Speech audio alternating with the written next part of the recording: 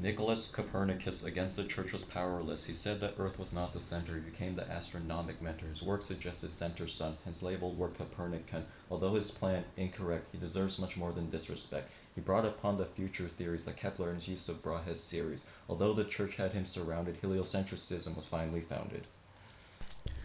Thomas Hobbes supported centralization. To him, republic was a great abomination. He wrote Leviathan, a book about his plan. His doctrine directly opposed that of the Renaissance man. Life is nasty, brutish, and short, so absolutism became the final resort. Then came the famous influential John Locke. He proposed that life started from an empty block. Life is not determined, it's a fresh tabula rasa. His second treatise protected human rights like De La Casa. Locke and Newton brought upon the Enlightenment idea. Philosophers enlightened despots like Teresa Maria. Voltaire said, crush the infamous thing. Go for liberalism, not the oppressive right wing. An anagram of his surname formed Voltaire. What a great pseudonym. A nom de guerre. Earthquake in Lisbon, the event was quite dire, brought upon his pessimism and his satire. He met with Diderot, helped him with his encyclopedia. It was a source of information, no Wikipedia. Books circulated through the streets, print media. Time to pass the speaker over to Aditya. Okay, so let's start to analyze the lyrics of my rap. Okay, so this first part is just entirely about Nicholas Copernicus. Pretty much says that, okay, so his doctrine was heliocentrism. And what that is pretty much says that the sun is the center of the universe and then the other like celestial bodies just orbit around the sun. However, this was like directly against the church's doctrine of geocentrism, which suggested that the earth was the center of the universe and then the other celestial bodies orbited around the earth. Pretty much no one believed him at the time, and the church just overwhelmed him since like they were just always right at that time, even if they were wrong.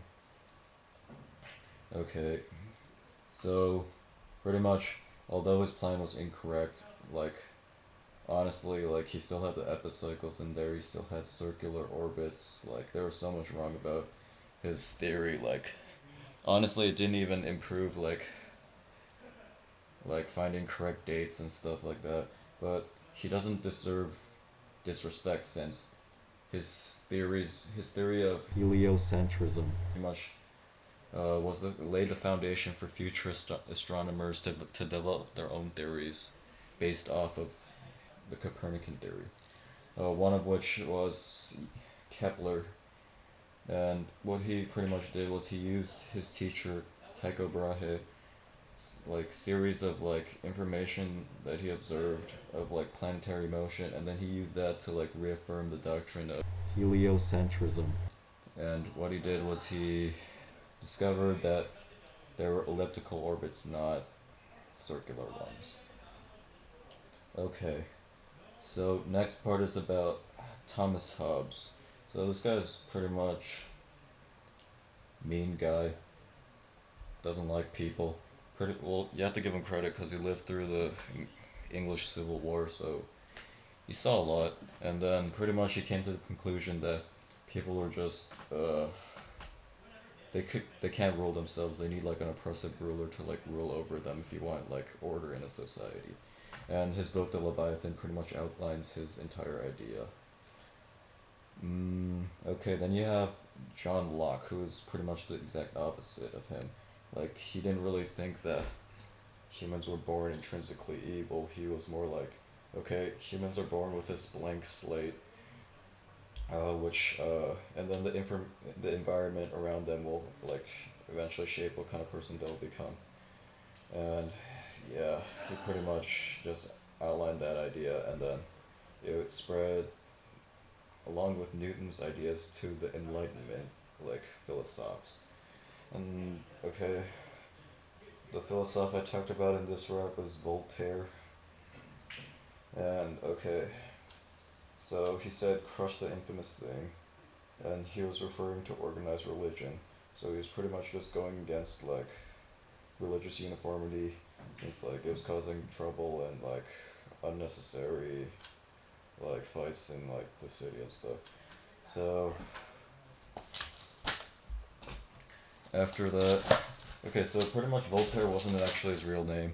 His real name was like Francois Marie uh, Arouet, and then pretty much the Latin translation of his last name was like Arouet Lee, and then he just formed Voltaire as an anagram of his last name.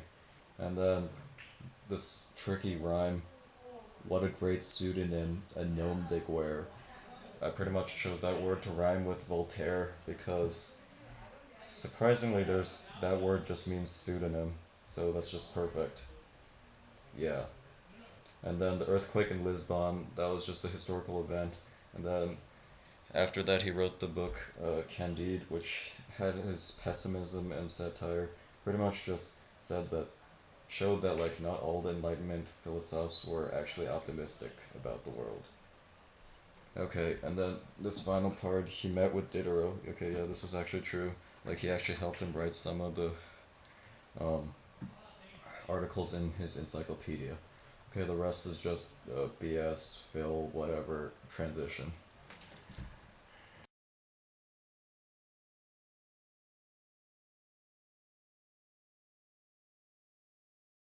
World War II started off because of appeasement. The Prime Minister of Britain gave Hitler good treatment. The Russians agreed to the Nazi-Soviet pact. They thought the truce with the Germans would keep them from getting sacked. Hitler took advantage by taking good old Poland. The League of Nations didn't want him to take any more land. Then he had his camps for the gypsies and Jews, along with every guy or girl who questioned his views. Dang! Hecka bad! War had evolved now with a brand new tactic. Blitzkrieg or lightning warfare was very climactic. Dang! Hecka fast! Japan and the U.S. soon entered the war. U.S. knew Japan wasn't a place to ignore. Japan fell soon after with America on their tail. Hiroshima, Nagasaki, U.S. gave them no bail. Then Hitler for Europe talked about a new order. That's when he had finally crossed the border. That's when Germany saw the tide turn for the worst. After they drove into Russia, their army nearly burst. Then there was Stalingrad, where Stalin held his ground, but the Allies used their bombs on the entire Dresden Mound. There was the Battle of the Bulge and the capture of Berlin. Hitler decided for suicide, as he knew he couldn't win. The Holocaust, the mass murders, left a lasting mark. The organized killing was cause for great remark. 15 million soldiers gone, all of them were dead, and 40 million civilians withdrawn as they were forever put to bed. Dang! Hecka sad! Maybe the entire war could have been prevented if the Treaty of Versailles had never been invented. The war caused a split between East and West, as these rival superpowers wanted to be the best. The defeated powers then got treated weird. The Cold War, as a result, finally appeared. Dang! Hecka good! From the freshest rapper on the block, Bartholomew de Casa. Yo soy Bartolomé de la Casa, no creo en la diferencia entre la raza. Nuestra misión es salvarnos a casa, hablemos de amor sin usar amenaza. Vivamos con los indios en una casa, empecemos de nuevo como tabula rasa. Esclavitud y encomienda son fracaso, su tierra y su derecho no más trapaso. Antes de disparar, dar abrazo. La leyenda negra es real, hágame caso, mis versos son directos, mis rimas son fuertes. Si me combaten no tendrá ninguna suerte. Como el debate en Valladolid, you can try to attack me, but friars don't bleed.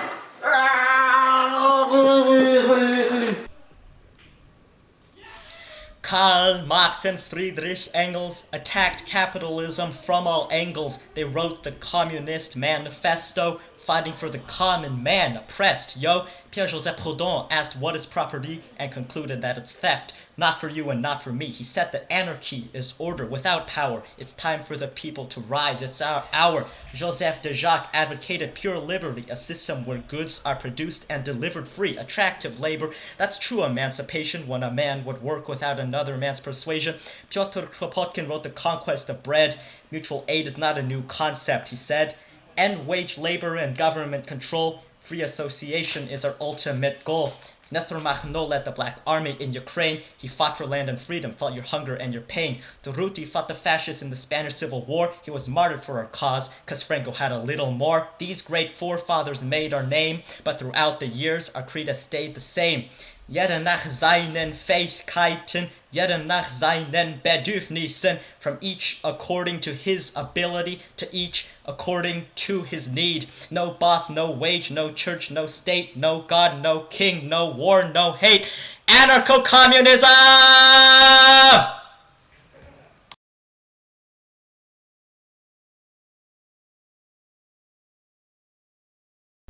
Bismarck led Germany to become a world power. Since 1871, Germany did not cower. He established the Three Emperors League in 1873, war in the Balkans, Russia broke free.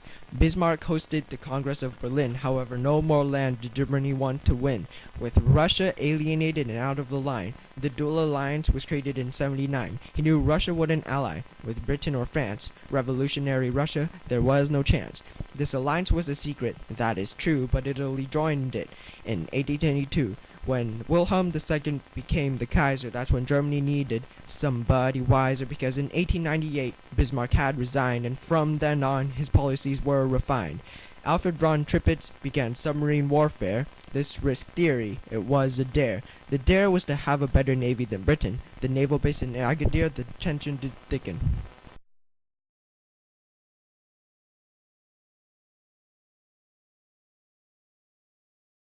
People use beats because they don't have rhymes, but we have rhymes, so we don't need beats.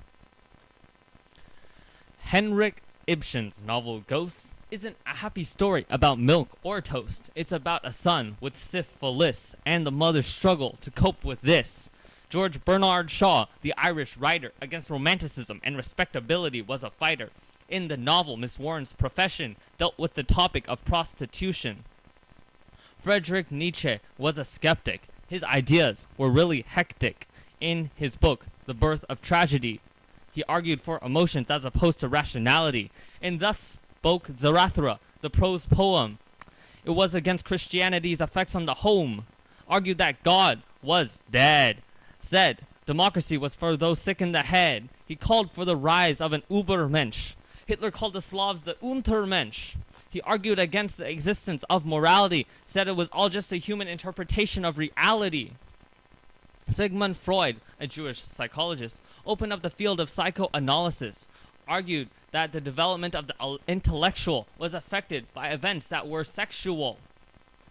He said that dreams were desires that were hid. Animalistic instincts were part of the id. Rational thought was the superego. Regulating both of them was the ego. Count Gobineau's racial theories concerned the Negro.